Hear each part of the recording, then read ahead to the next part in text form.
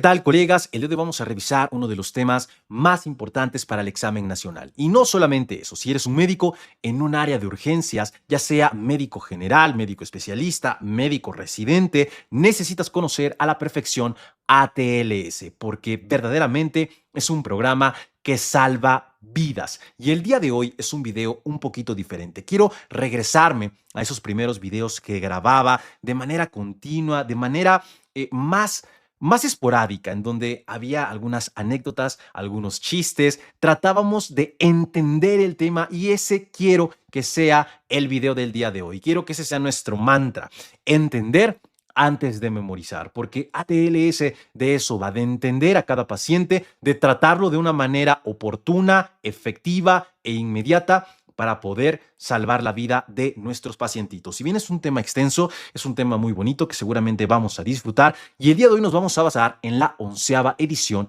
que es la edición más reciente del programa ATLS. Vamos a marcar algunas diferencias con la 10ª edición, es decir, la edición previa, pero de nuevo la base va a ser esta última edición. El programa inicia con la historia del Dr. Steiner, que sufre un accidente en una avioneta y se da cuenta que la atención que le dan posterior al trauma a él y a su familia no es la adecuada. De ahí, junto con su amigo que es médico familiar, inician el programa ATLS y a partir de ese momento se han salvado miles de vidas aplicando todo este conocimiento. Orden, sistema y repetición. Y lo más importante, me voy a saltar un poquito, va a ser tratar primero la mayor amenaza para la vida. Incluso si no tengo un diagnóstico definitivo, incluso si no tengo una historia clínica detallada. Porque imagínense, el doctor Steiner sufre un accidente en una avioneta, múltiples fracturas, múltiples lesiones abdominales internas, un accidente de a de veras.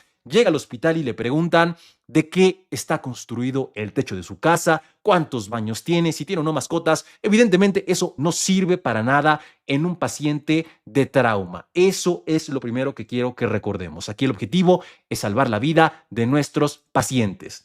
Y ahora sí vamos a hablar de las causas de mortalidad en trauma. Y tenemos que las muertes por accidentes de tráfico han ido disminuyendo a lo largo del tiempo. Esto sobre todo tiene que ver con la tecnología en los automóviles actualmente. Los accidentes son menos frecuentes, pero siguen pasando, sobre todo en nuestro país. Y es que hay que entender que este programa nace y se ejecuta en Estados Unidos. Por lo tanto, vamos a tener algunas discrepancias en relación a la epidemiología. De hecho, tenemos que las muertes por arma de fuego han aumentado incluso por encima de los accidentes de tráfico, pero esto en Estados Unidos. A nivel general, la primera causa de muerte entre 1 y 44 años es el trauma y es la tercera causa de muerte entre los 45 y 65 años. De hecho, la ONU nos habla acerca de una epidemia global en relación al trauma. Pero en nuestro país, ¿qué es lo que está pasando? Y aquí tenemos esta imagen de la INEGI que nos dice que la principal causa de muerte por trauma son los accidentes a nivel general en la mujer y en el hombre. Por lo tanto, nos quedamos con los accidentes, sobre todo los accidentes automovilísticos, como primera causa de muerte en nuestro país.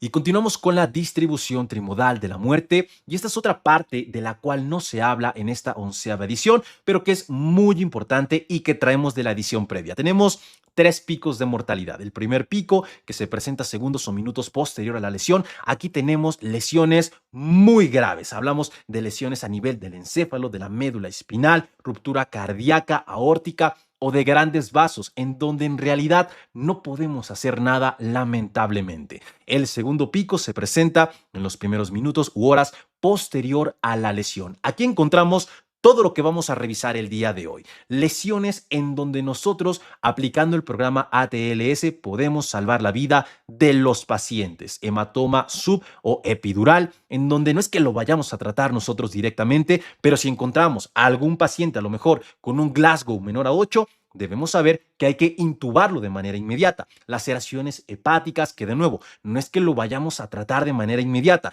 pero si tenemos un paciente hipotenso en una lesión a lo mejor por traumatismo abdominal cerrado y no encontramos la causa de por qué está chocado mi paciente, le hago un ultrasonido FAST y me doy cuenta de que tiene líquido libre, inmediatamente solicito una valoración por cirugía. Lo mismo con el hemo o neumotórax, que en este caso sí podemos tratar nosotros de manera inmediata. Lo importante es entender que aquí es en donde yo voy a aplicar todo el conocimiento que adquiera el día de hoy. Y por último, tenemos un tercer pico que se presenta días o semanas después de la lesión. Y aquí la causa de mortalidad normalmente tiene que ver con sepsis o disfunción orgánica.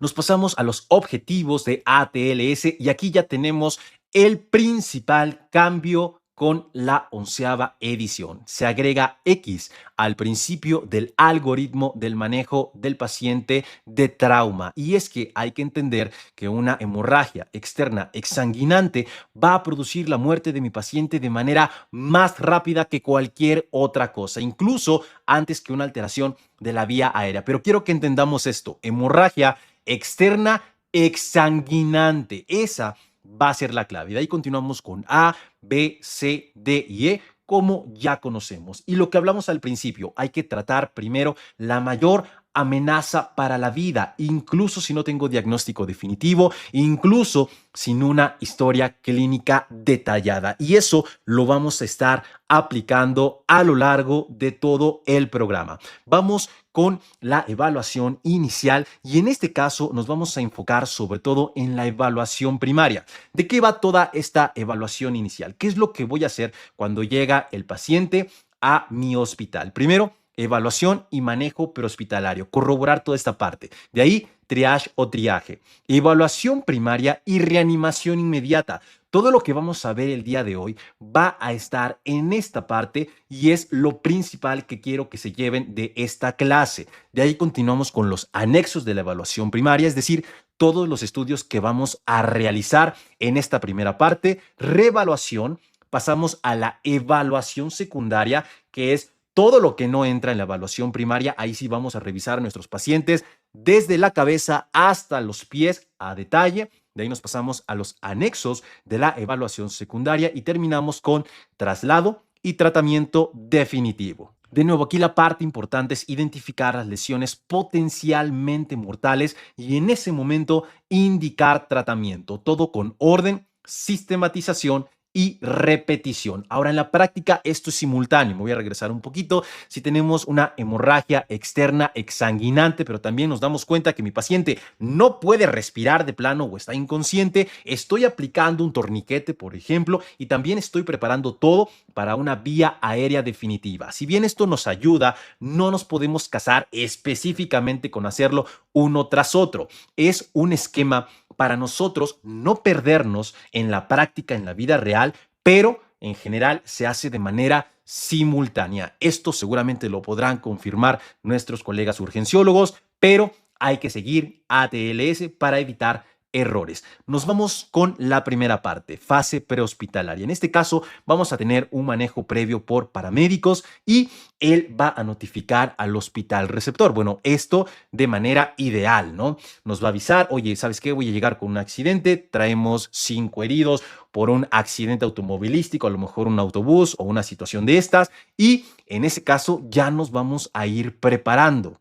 Y una de las partes importantes que me gustó mucho de esta nueva edición es la entrega. ¿Cómo se va a realizar la entrega entre el paramédico y ya el servicio hospitalario? Nos da la mnemotecnia MIST, que nos habla de mecanismo, lesiones, signos y síntomas y tratamientos que se hayan aplicado. Y nos dice que hay que tomarnos 20 a 30 segundos en donde vamos a aplicar manos fuera y ojos puestos. No tocamos al paciente, escuchamos qué nos está diciendo el paramédico de todo lo que pasó y una vez que nos entrega el paciente, ahora sí, iniciamos con nuestro protocolo de evaluación y tratamiento. De ahí tenemos la fase hospitalaria, que el manual recomienda 2 médicos y 3 enfermeras. Esto por lo menos, pero como sabemos hay diferentes situaciones dependiendo del hospital. Puede ser menos, puede ser más, dependiendo también del personal que tengamos y de qué tan grande sea nuestro servicio médico.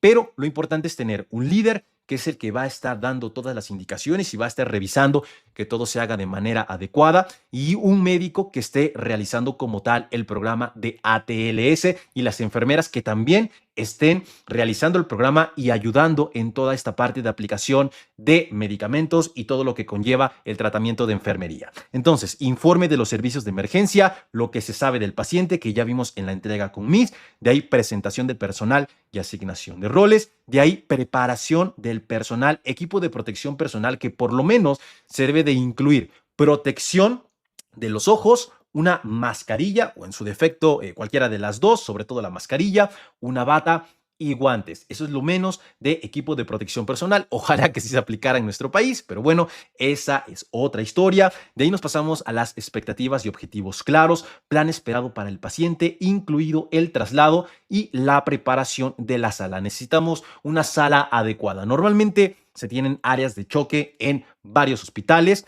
y necesitamos sala caliente, líquidos calientes, equipo disponible y que todo esté funcionando. ¿Por qué? Porque puede pasar, y yo lo he visto, que estemos echando ahí el desayuno o la comida, no te avisó el paramédico que iba a llegar con un montón de pacientes y todos corriendo y buscando el laringo y buscando que haya soluciones, y es que no hay cama disponible, y es que sabes que llévate al otro hospital porque no lo puedo recibir, y se hace un relajo. Y todo eso lo podríamos evitar desde el principio si aplicáramos todo esto que hemos revisado. Y continuamos con el triage o triaje, que también es muy importante. Vamos a seleccionar y clasificar a nuestros pacientes de acuerdo a las necesidades terapéuticas y a los recursos disponibles para su atención. Y vamos a utilizar X, A, B, C para identificar qué pacientes son los más graves. De nuevo, entendiendo que si tenemos un paciente con una hemorragia exsanguinante, hay que tratarlo de manera inmediata. Si tenemos un paciente que no puede respirar, hay que tratarlo de manera inmediata. Lo mismo con respiración y ventilación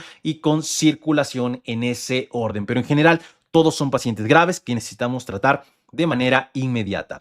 ATLS también introduce dos conceptos importantes: el evento con múltiples víctimas y el incidente con múltiples víctimas. El primero se refiere a cuando el hospital no se ve sobrepasado por los pacientes, es decir, puede tratar a todos. Y el segundo se refiere cuando el hospital se ve sobrepasado, es decir, el número de pacientes y las lesiones exceden la capacidad de las instalaciones o el personal. Y de ahí el tratamiento va a cambiar. ¿Por qué? Porque si yo puedo controlar la situación, si el número de pacientes y las lesiones no exceden la capacidad de mi hospital, entonces me enfoco en el mayor bien individual. Esto quiere decir, voy a tratar a los pacientes más graves.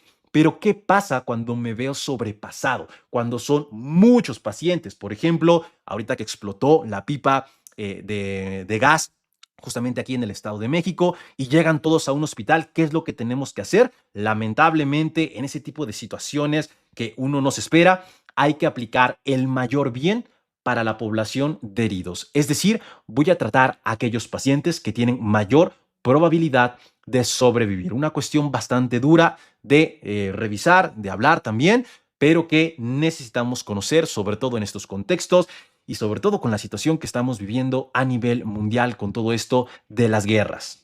En relación al triage por colores, como ya sabemos, tenemos rojo, amarillo, verde, negro y gris. En relación a rojo, vamos a encontrar lesiones que comprometen la vida y necesitan tratamiento de manera inmediata. En amarillo, encontramos lesiones que pueden comprometer la vida o una extremidad, y la atención se debe de administrar en minutos o en horas. De ahí tenemos verde en pacientes sin lesiones que comprometen la vida, con lesiones leves. Negro ya significa un paciente muerto, y en relación a gris, sobre todo lo vamos a aplicar en incidentes con múltiples víctimas, porque aquí vamos a estar expectantes. ¿Por qué? Porque este paciente probablemente no sobreviva con los recursos actuales, entonces vamos a entregar medidas paliativas. Y continuamos ahora sí con el mero mole del día de hoy. Y colegas, este video yo sé que va a ser un poquito diferente. De nuevo, llévensela con calma, vamos a disfrutarlo muchísimo para poderlo entender. Pero es que es un tema así, es un tema extenso y es un tema que hay que poner atención profunda para poderlo entender a la perfección. Fíjense que yo, bueno, a mí me gusta grabar los videos de manera corrida, pero eso tiene algunas ventajas y muchas desventajas. De las principales desventajas está que el video puede quedar de media hora o de 20 minutos y en realidad yo tardarme 3 o 4 horas en grabarlo porque quiero que quede perfecto. El día de hoy vamos a tener algunas situaciones que pueden escaparse de mi control, pero lo más importante es que lo podamos entender. Quiero recordar esos primeros días en donde grababa ese tipo de videos y estábamos como bien metidos. Quiero que en este momento se imaginen que están en una serie en The Pit, que están en ER o en una de estas series de emergencias y que necesitan entender ATLS. Entonces, colegas, vamos con X, control de hemorragia externa exsanguinante. Y aquí el objetivo va a ser detener la hemorragia externa masiva. Es un capítulo bastante cortito, pero que introduce el manejo de este tipo de lesiones. Vamos a tener dos columnas, del lado izquierdo la evaluación y del lado derecho el manejo. ¿Qué es lo que voy a encontrar? ¿Cómo lo voy a revisar? ¿Y qué es lo que yo tengo que hacer en la revisión primaria? Y déjenme regresarme un poquito porque esta parte de evaluación o revisión primaria, de nuevo, es lo que quiero que se lleven el día de hoy, que lo entiendan y que memoricen algunas cuestiones. Voy evaluando y voy tratando de manera inmediata. Entonces, en la X, ¿qué es lo que voy a encontrar? Hemorragia traumática la podemos dividir en dos. Aquella que es compresible y la no compresible. Nos vamos a enfocar en la primera, que es visible y potencialmente controlable sin realizar una incisión. ¿Qué es lo que voy a hacer en este momento? Retirar toda la ropa proximal a la lesión. Aplicar presión con gasa. Si no funciona, paso a un taponamiento o empaquetamiento con gasa. Y si no funciona, uno de los principales cambios de nuevo en esta 11ª edición que me emociona muchísimo, el uso de torniquete, 5 a 8 centímetros proximal al sitio del sangrado sobre la piel, nunca sobre la articulación, para detener el sangrado, que de nuevo debe ser una hemorragia externa exsanguinante. ¿Cómo voy a saber si está bien colocado mi torniquete? No se debe palpar pulso distal al torniquete y el sangrado debe cesar. Si continúa el sangrado, puedo aplicar un segundo torniquete, en este caso 5 a 8 centímetros, después del primer torniquete que puse. Y voy a tomar el tiempo desde que lo apliqué. ¿Por qué? Porque se recomienda que esté menos de 2 horas con un máximo de 6 horas. Importantísimo, al final vamos a ver la reconversión del torniquete. Ahora, otra parte importantísima en el programa de ATLS es que yo no voy a pasar de X a A si no he resuelto X. Y no voy a pasar de A a B si no he resuelto A. Esto, de nuevo, para tener estructura. En la vida real lo hacemos de manera simultánea, pero siempre hay que tener esto en la cabeza, sobre todo de cara también al examen nacional de residencias médicas, para contestar primero lo que va a necesitar un tratamiento efectivo para que mi paciente no sufra las consecuencias finales, es decir, que no muera. Entonces, voy a tratar primero la mayor amenaza para la vida y de ahí paso a la siguiente parte. Entonces, una vez que controlé X, ahora sí voy a continuar con A, B, C, D y E. ¿Y cómo voy a revisar de una manera rápida A, B, C y D? Voy a preguntarle al paciente su nombre y le voy a preguntar qué fue lo que pasó. Y si él me contesta de manera adecuada, significa que la vía aérea no está comprometida. Significa que ve que la ventilación y la respiración tampoco tiene un compromiso importante. ¿Y qué pasa también con C y D? Me dice que no hay una alteración que esté condicionando, que esté disminuido el nivel de conciencia. Entonces, con esto yo evalúo de manera rápida, preguntando al paciente su nombre y qué fue lo que pasó. Y de ahí ya me voy a arrancar a la siguiente parte. Voy con la vía aérea ya de manera específica. Y aquí la clave, el objetivo va a ser mantener la permeabilidad de la vía aérea hasta la tráquea. Y otra parte importante, también se introduce el concepto de restricción del movimiento espinal en pacientes en donde yo sospeche que hay una lesión medular. Muy importante recordar esto.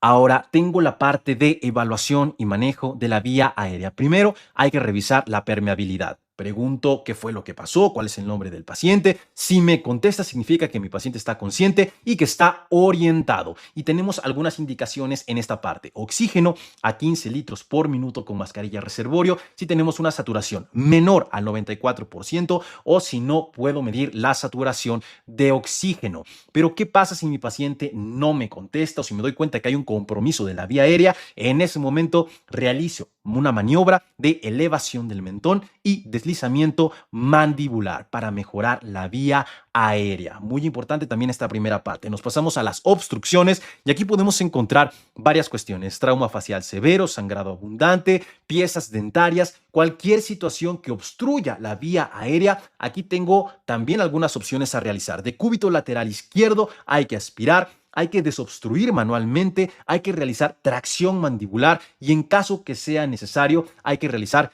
intubación si tenemos alguna indicación. ¿Cuál sería una de estas indicaciones? Por ejemplo, un trauma facial severo en donde yo sé que la vía aérea está comprometida. Esa es una de las indicaciones para una vía aérea definitiva. Continuamos con quemadura en vía aérea. Aquí si tenemos una disminución del nivel de conciencia, disnea, disminución de la saturación de oxígeno, estridor, dificultad respiratoria, quemaduras faciales o edema o cambios orofaringios, hay que realizar intubación de manera inmediata. Este tema lo vamos a revisar aparte en quemaduras. Y por último, Glasgow menor a 8, que es una de las principales y de las indicaciones más fáciles a recordar para intubación.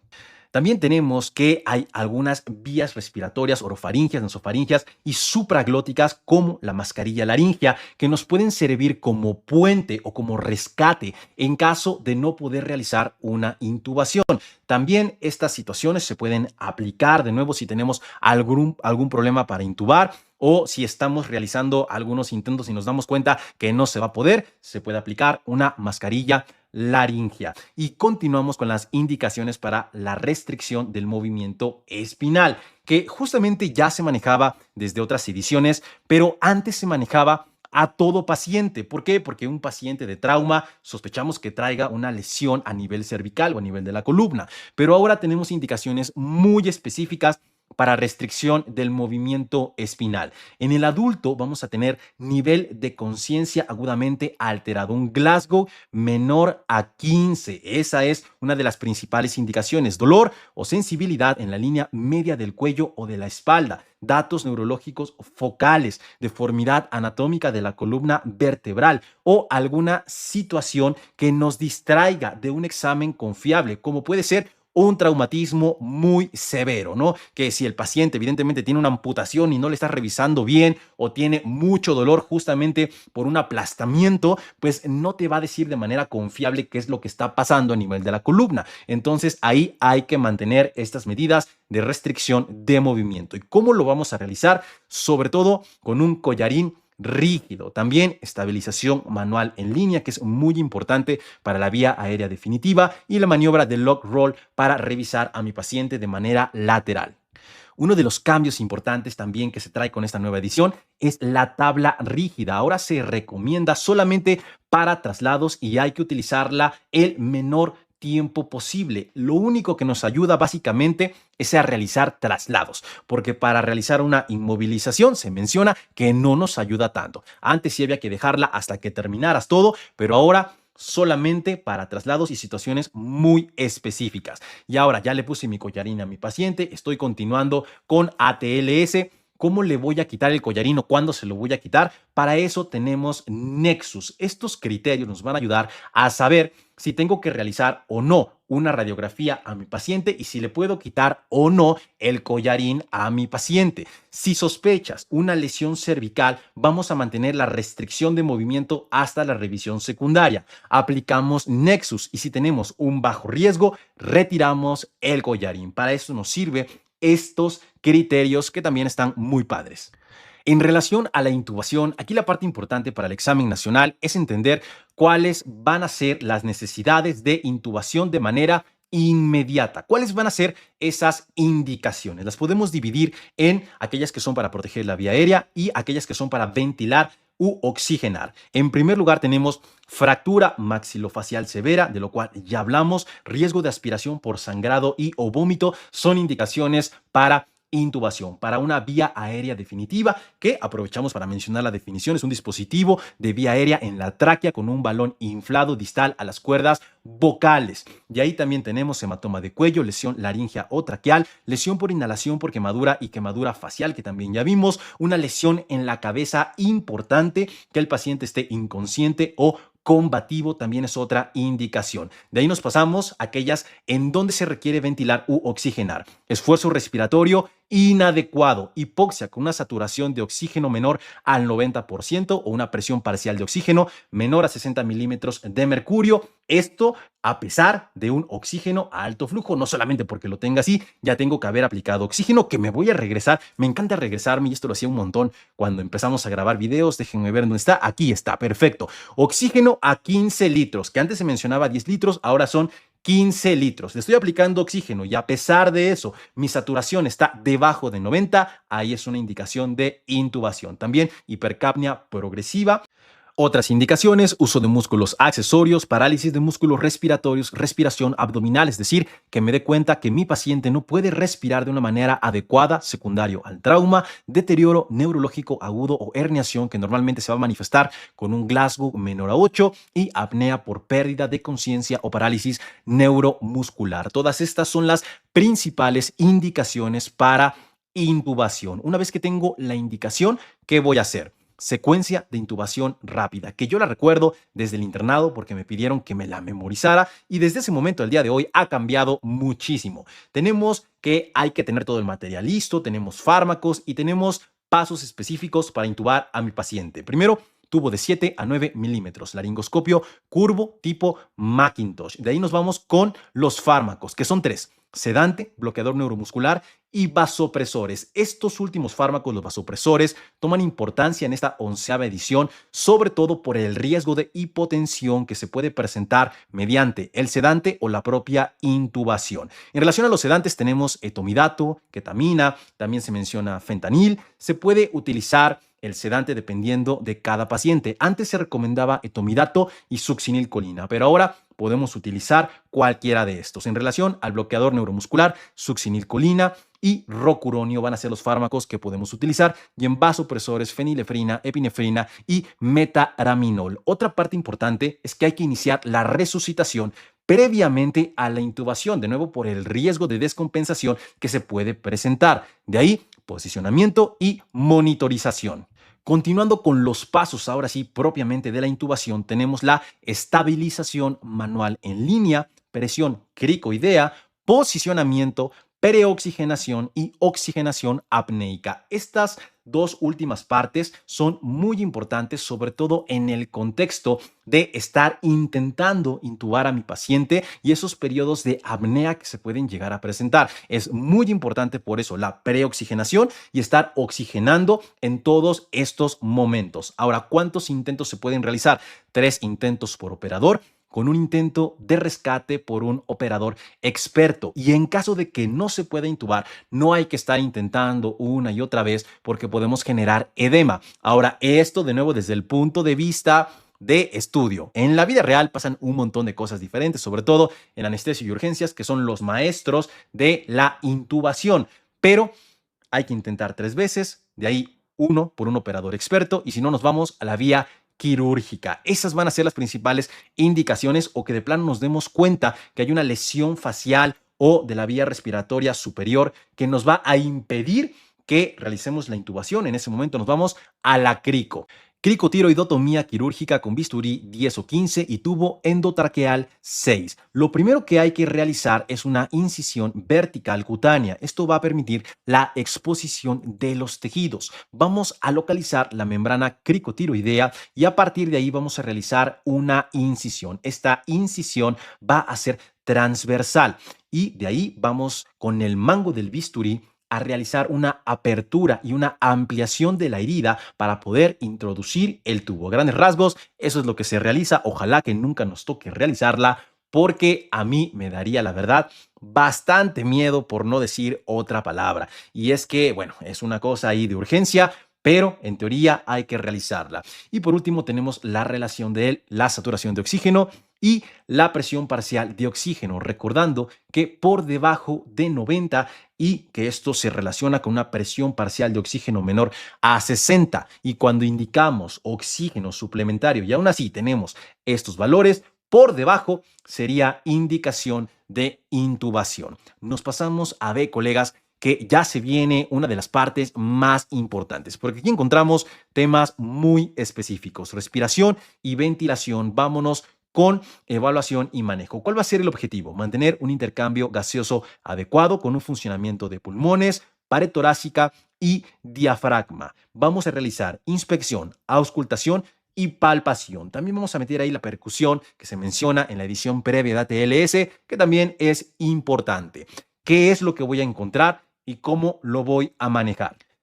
Primero, el neumotórax, atención. ¿Cómo voy a encontrar a mi paciente? Con insuficiencia respiratoria, con desviación de la tráquea, con ausencia de murmullo vesicular, timpanismo e hipotensión por desviación del mediastino. Ahora, todo esto sí necesito que se lo memoricen, pero sobre todo necesito que se entienda qué es lo que pasa con un neumotórax. Atención, vamos a encontrar aire en la cavidad pleural mediante una válvula unidireccional. Se empieza a acumular y esto condiciona que el pulmón se colapse. Aparte de esto, como sigue aumentando el colapso pulmonar, sigue aumentando el aire, se va a desviar el mediastino y esto condiciona también un choque cardiogénico, un choque obstructivo por una disminución del retorno venoso cardíaco. Y ahora sí podemos entender por qué hay insuficiencia respiratoria, por qué se desvía la tráquea, por qué hay ausencia del murmullo vesicular, por qué hay timpanismo por el aire que está atrapado y por qué hay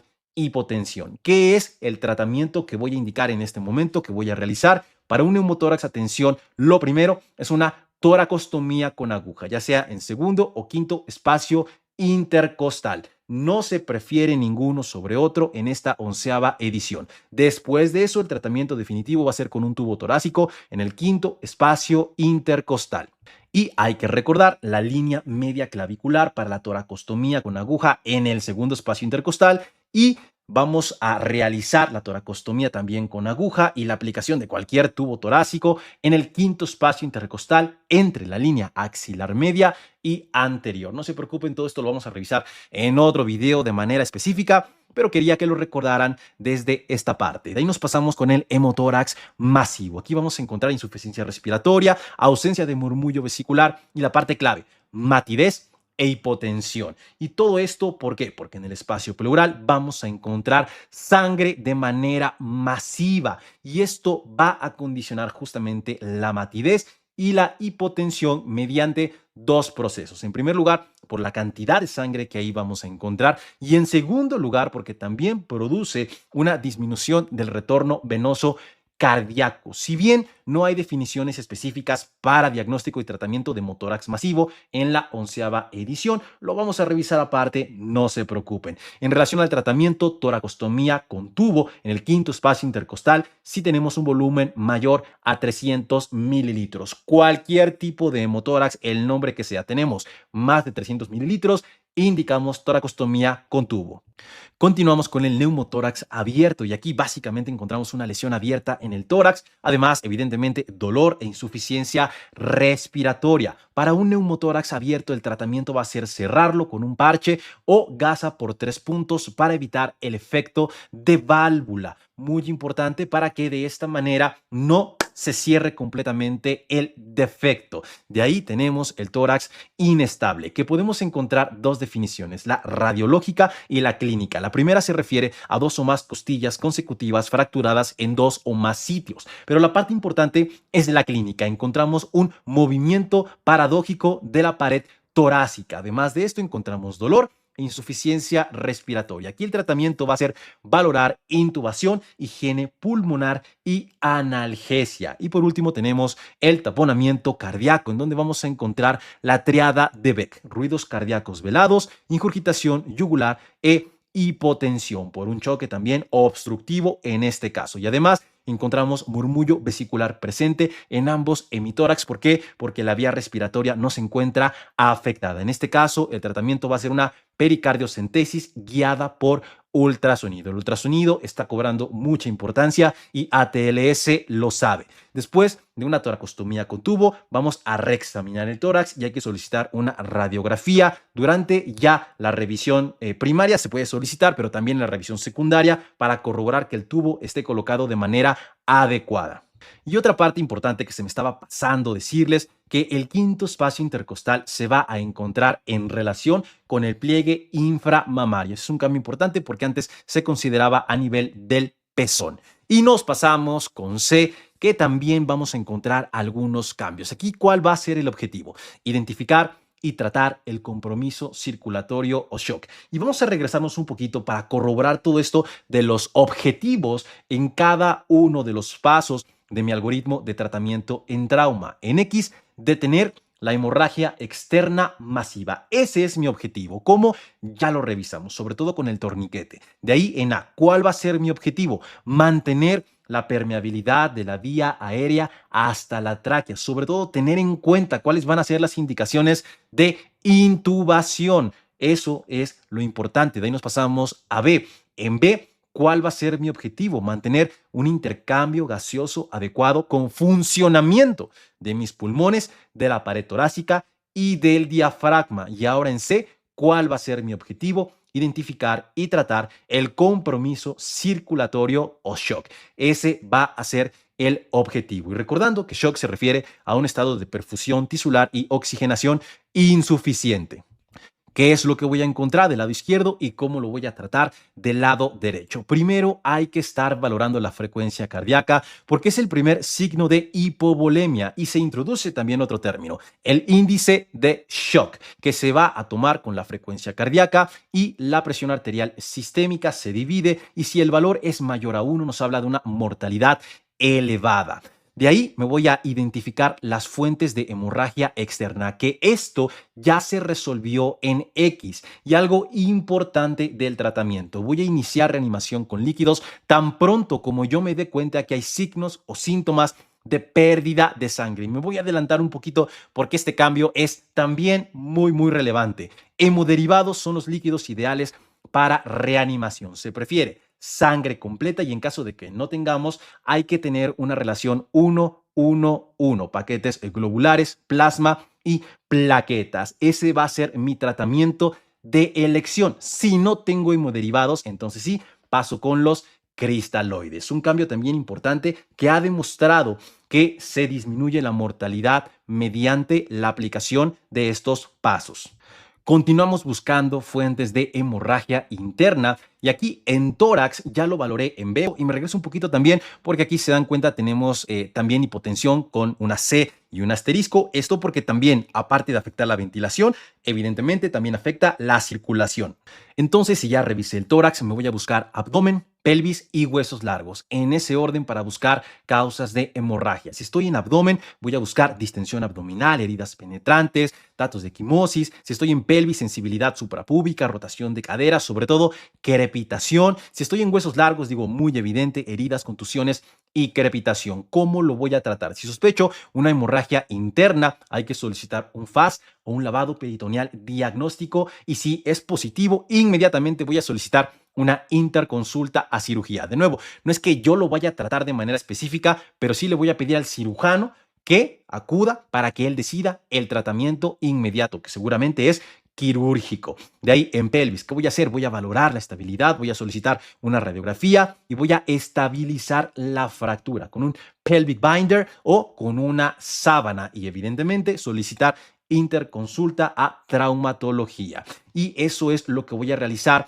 en pelvis, en fémur, tibia o húmero. Hay que realizar estabilización de la fractura porque podemos perder, sobre todo a nivel de fémur, 1.5 litros y en tibia o húmero podemos perder 750 mililitros. Entonces, este va a ser mi tratamiento en C.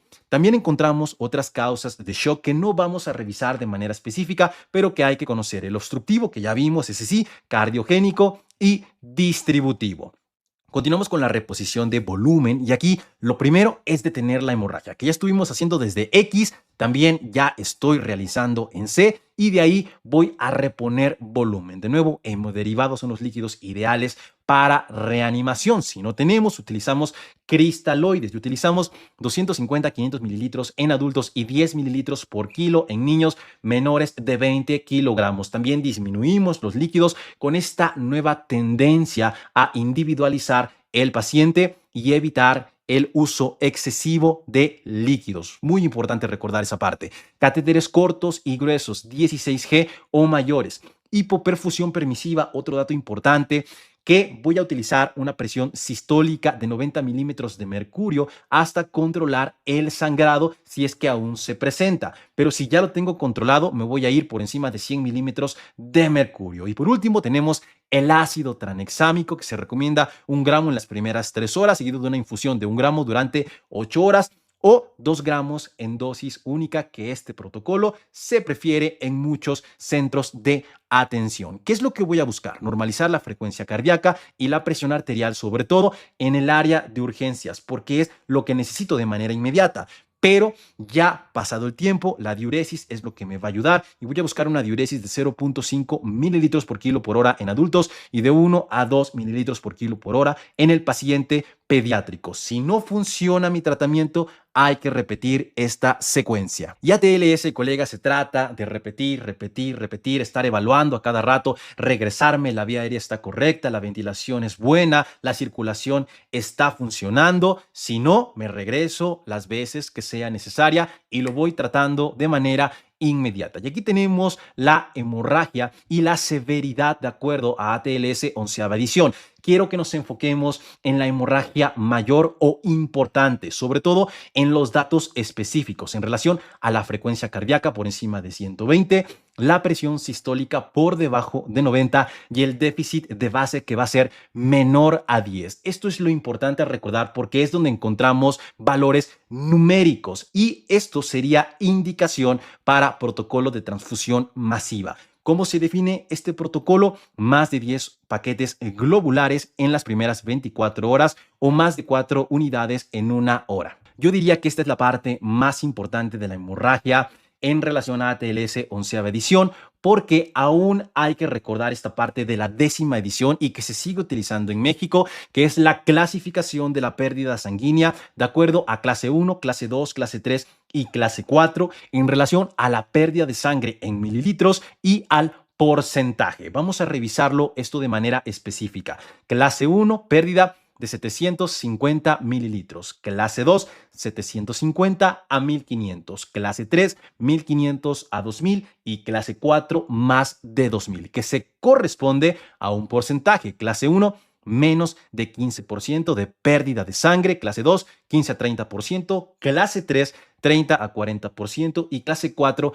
más de 40%. Y a partir de aquí vamos a encontrar alteración en frecuencia cardíaca, en presión sanguínea, en presión de pulso. Y lo que quiero que recuerden es a partir de cuándo vamos a encontrar hipotensión. A partir de clase 3 vamos a encontrar hipotensión y de hecho antes las guías nos marcaban que en este punto vamos a indicar cristaloides y hemoderivados, pero recuerden, de acuerdo a las últimas actualizaciones y evidencia, si encontramos datos de sangrado que se manifiestan en mi paciente, voy a indicar hemoderivados. Pero de todas maneras, no está de más que recuerden esta tablita, que está muy buena, porque se las pueden llegar a preguntar. Otra parte importante es que el estado de choque, si no lo reconocemos, no lo tratamos. Y la parte hemorrágica va a ser especialmente importante en el paciente de trauma. También el choque obstructivo y tenemos el cardiogénico y el distributivo, que de nuevo dejamos para otra clase. Hay que clasificar y tratar de acuerdo a esta tabla.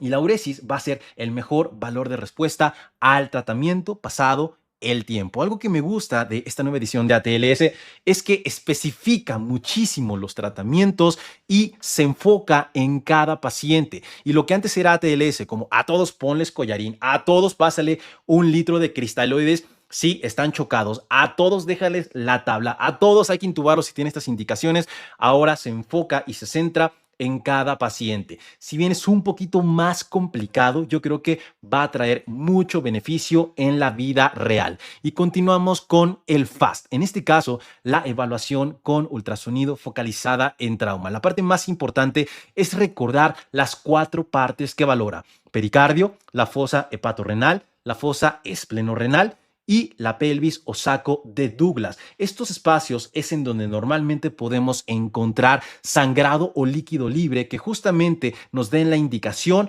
para realizar un tratamiento quirúrgico. Va a ser positivo si encontramos líquido libre en cualquiera de estas ventanas. Y también encontramos el EFAST o FAST extendido, que nos ayuda a valorar tórax en búsqueda de neumotórax o hemotórax. De nuevo, ATLS reconoce la importancia del ultrasonido en la actualidad.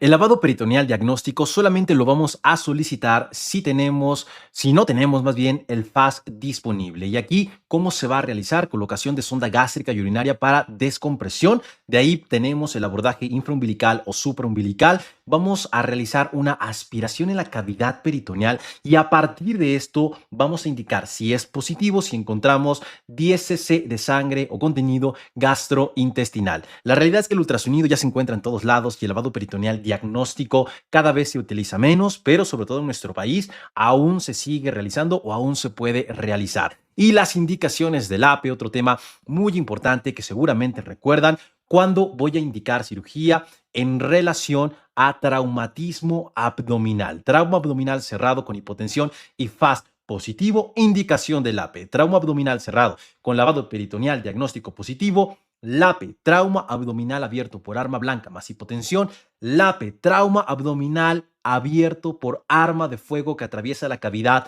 peritoneal o retroperitoneo visceral vascular, LAPE y por último indicaciones específicas, evisceración, aire libre, aire retroperitoneal o ruptura de diafragma. Van a ser las indicaciones para LAPE. En rojo y remarcado les dejo las indicaciones específicas que se tienen que llevar de memoria.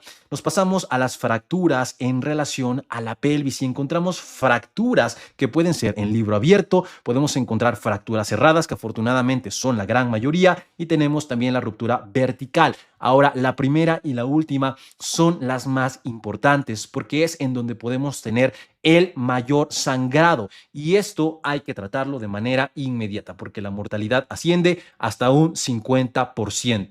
El tratamiento va a ser con faja pélvica o pelvic binder o con una sábana que justamente vamos a poderle enrollar un palo de escoba. Esto yo lo vi cuando era médico de urgencias, al traumatólogo haciéndolo y lo que se busca es cerrar la fractura para evitar que continúe el sangrado, que al ser un sangrado la gran mayoría de las veces venoso se controla con estos procedimientos. Y nos pasamos al déficit neurológico. ¿Cuál va a ser nuestro objetivo?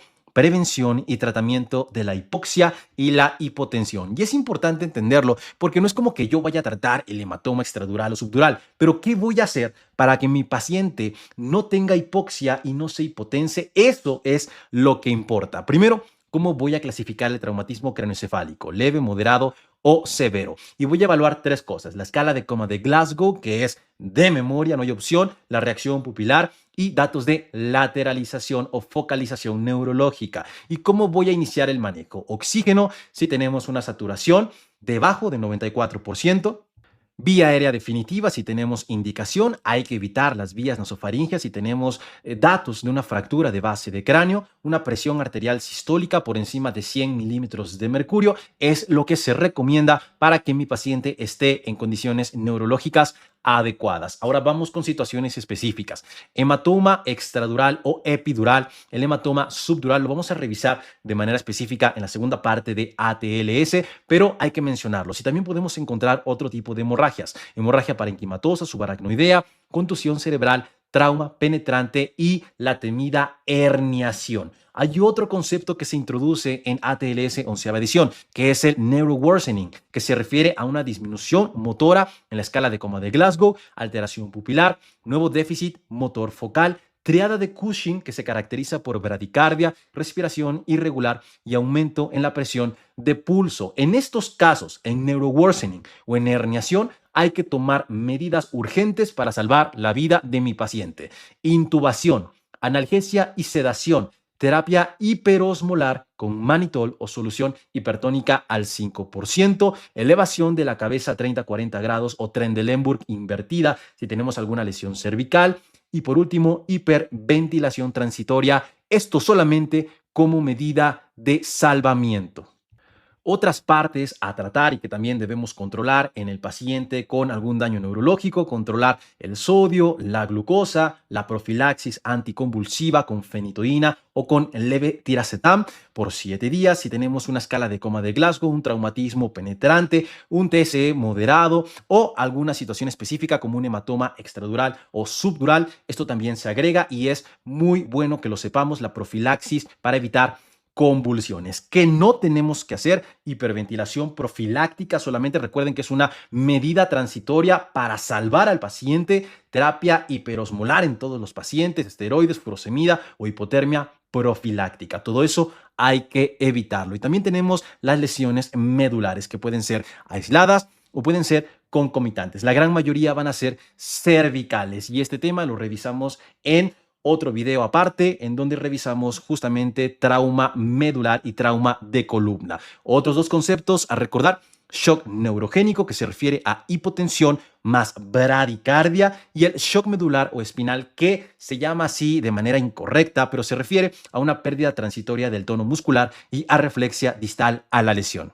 La escala de coma de Glasgow es una de esas escalas que sí o sí tenemos que saber de memoria, porque siempre se pregunta y siempre nos equivocamos. ¿Qué es lo que vamos a evaluar? La apertura ocular, la respuesta verbal y la mejor respuesta motora. Primero se observan las actividades espontáneas antes del estímulo, de ahí vamos a realizar un estímulo verbal y si no tenemos respuesta, aplicamos el estímulo físico y registramos la respuesta. No hay mucho que decir aquí, colegas, hay que revisarlo específicamente, memorizarlo. Yo les recomiendo que pongan algunos casos específicos para que les ayude a recordarlo y hay que estar realizando la reevaluación de manera horaria. Y otra parte que hay que mencionar: la tomografía es anexo de revisión secundaria. ¿Por qué? Porque nos vamos a tardar mucho en llevar al paciente del área de choque al tomógrafo, en lo que se realiza. Imagínate si yo llevo a mi paciente y tiene una vía aérea alterada, o tiene una hemorragia exsanguinante, o tiene una hemorragia interna que lo va a matar cuando le estén haciendo la tomografía, pues no me va a servir de absolutamente nada. Y el mejor ejemplo de esto es McDreamy en Grey's Anatomy, que recordarán que tenía un hematoma epidural o subdural, no recuerdo, pero estaba ahí en la indecisión la doctora si le realizaba la tomografía o lo metían a quirófano. Lo meten a quirófano, le salvan la vida, pero lamentablemente tiene muerte cerebral, por decirlo de una manera sencilla, y bueno, ahí termina nuestro personaje. ¿Hizo bien? ¿Hizo mal? Ya lo revisaremos en un video en vivo que me encanta hacer, en donde vemos todo esto, pero se los dejaré de sorpresa. Ustedes revísenlo y contesten ahorita ahí en su casita si estuvo bien o estuvo mal. Y nos pasamos a exposición y medio ambiente. Aquí vamos a desvestir a nuestro paciente para buscar si hay alguna lesión y el objetivo va a ser la prevención de hipotermia. Y eso es lo que vamos a buscar básicamente. Vamos a quitar la ropa, joyas, vendajes prehospitalarios, utilizamos tijeras si es necesario y hay que cubrir tanto como sea posible a nuestro paciente para su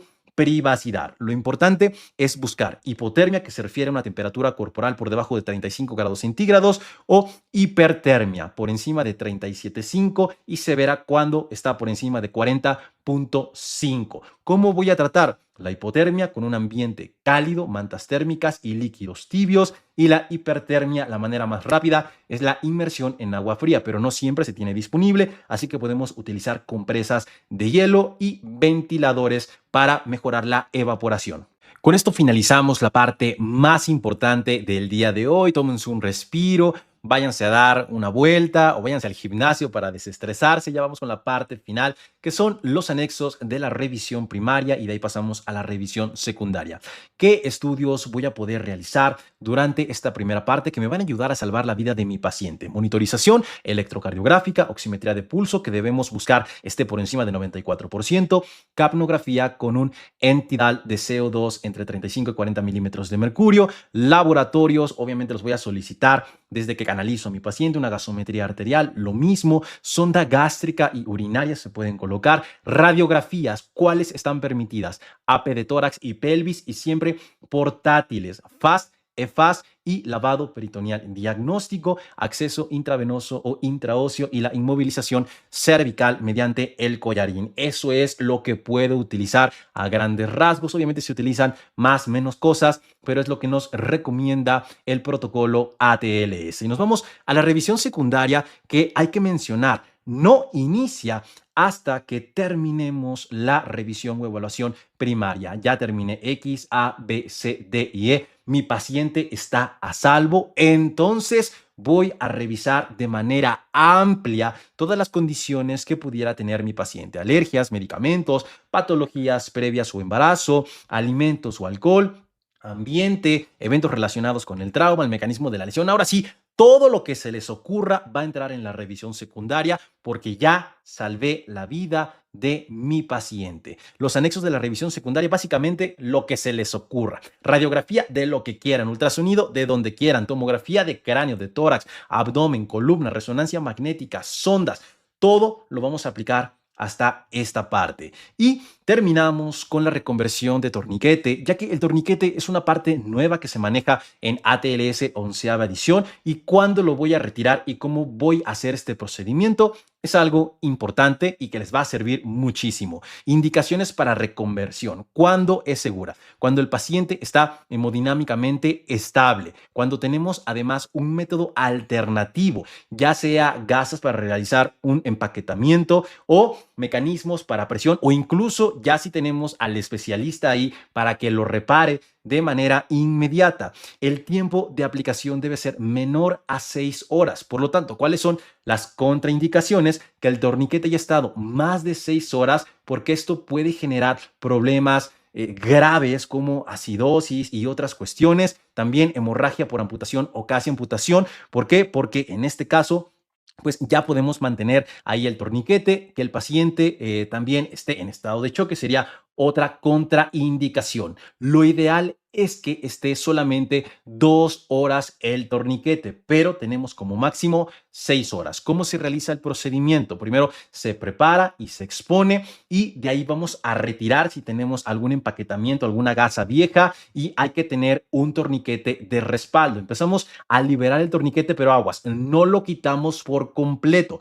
Lo dejamos ahí listo en caso de que haya que ponerlo nuevamente. Valoramos si hay hemostasia una vez que quitemos el torniquete, que lo aflojemos y que coloquemos nuestro nuevo empaquetamiento, y si es así, nos esperamos 3 minutos y ya lo podemos retirar. De lo contrario, lo volvemos a aplicar o incluso colocamos otro torniquete. Ese sería el procedimiento para reconversión. Y terminamos ahora sí con traslado de pacientes y tratamiento definitivo. Ya podemos respirar.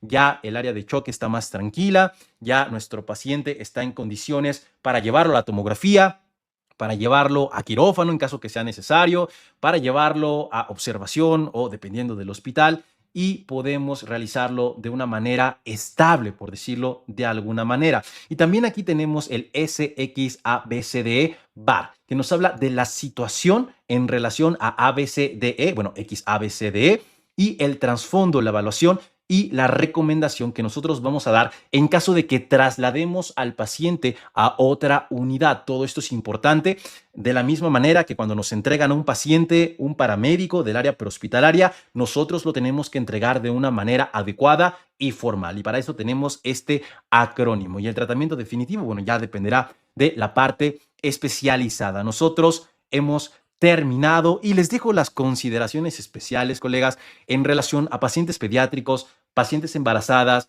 y ancianos, que son situaciones muy específicas que solamente hay que conocer.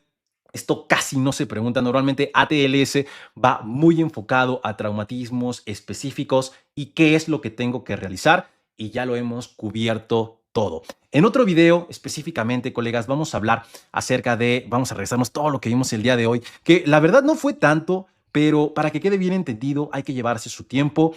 Y en otro video, de nuevo, vamos a revisar ya de manera específica cada una de las lesiones importantes en ATLS. Vamos a revisar el hemotórax masivo, vamos a revisar el neumotórax, atención, vamos a revisar el neumotórax simple, el hemotórax simple, vamos a revisar el hematoma epidural, subdural, etcétera, toda esa parte, y vamos a revisar algunas indicaciones específicas. Pero lo que debemos conocer para el examen nacional, lo que normalmente se pregunta, lo que debemos hacer en una emergencia real por un paciente con trauma, ya lo conocemos. Espero que haya quedado clarísimo. Es un tema muy bonito y que espero que lo hayan disfrutado tanto como yo. Muchísimas gracias y continuamos con el estudio.